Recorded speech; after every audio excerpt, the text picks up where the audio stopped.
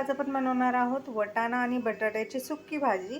त्यासाठी इथे मी 3 बटाटे साळलेले आहेत आणि बारीक तुकडे करून घेतलेले आहेत आणि काळे पडू नये म्हणून पाण्यात टाकलेले आहेत। हे एवढी साईज करायची आहे आपल्याला बटाट्यांची, जास्त मोठे ठेवू नका म्हणजे पटकन शिजतील। इथे आहे पावशर वटाणा, हा ओला वटाणा आहे। 2 मीडियम साईजचे कांदे, 2 मीडियम साईजचे टोमॅटो, थोडीशी कोथिंबीर आणि कढीपत्ता। चला तर मग वाटाण्याची भाजी करूया।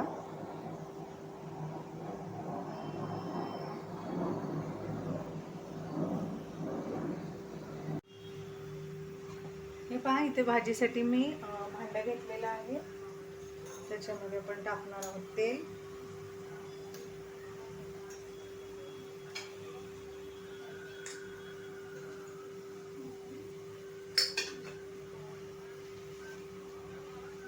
आता आपण इथे 3 चमचे तेल टाकूया।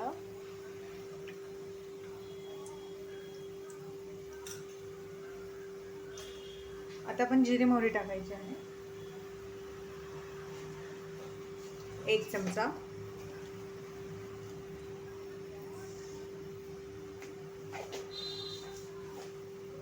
जिरे मोहरी आपण तडतडून घेऊया छानपैकी।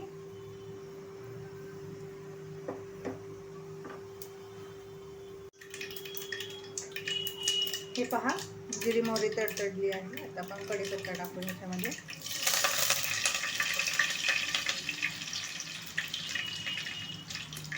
त्याच्यानंतर बारीक चिरलेला कांदा।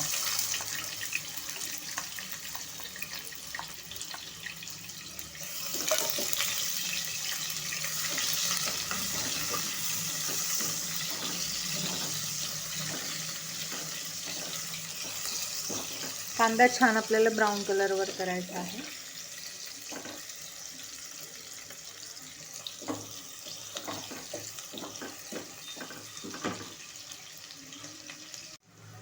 हे पहा, कांदा छान असं लाईट ब्राऊन कलरचा झालेला आहे। तर आपण ह्याच्यामध्ये आता टोमॅटो टाकायचा आहे।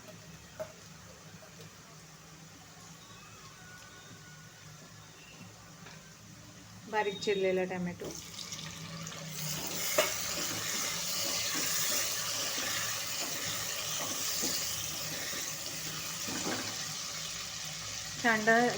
टोमॅटो छान मऊ होईपर्यंत आपण शिजवून घेऊया।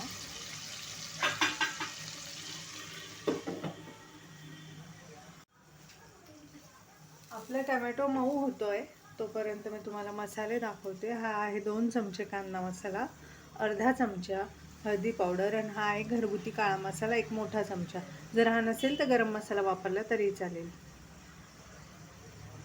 आता आपण चेक करूया आपला टोमॅटो सॉफ्ट झाला आहे का। हे पहा, छान असा मऊ झालेला आहे आपला टोमॅटो। आता आपण ह्याच्यामध्ये वटाणे टाकूया, छानपैकी परतून घेऊया। त्याच्यासोबतच आपण बटाटे पण टाकायचे आहेत। तेलावर परतून घ्यायचे आहेत भाज्या छानपैकी।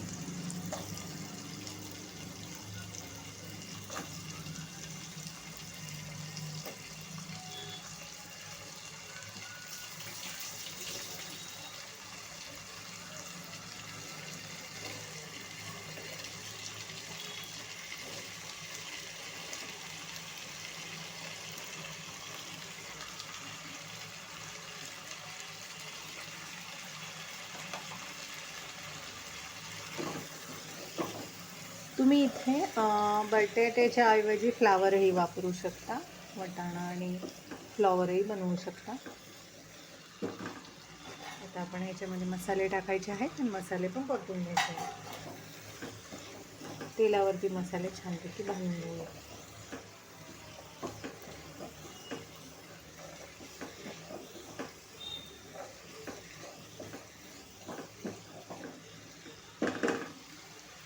आपण ह्याच्यात चवीनुसार मीठ टाकू।